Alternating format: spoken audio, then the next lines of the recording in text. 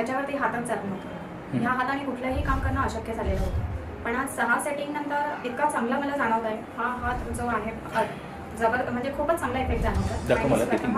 करून दाखवते.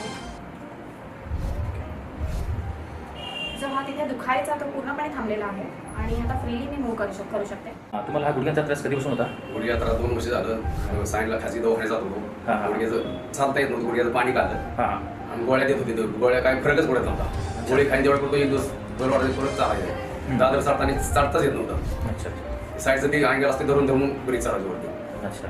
आता इकडं तुमच्याकडे आल्यापासून काही त्रास नाही.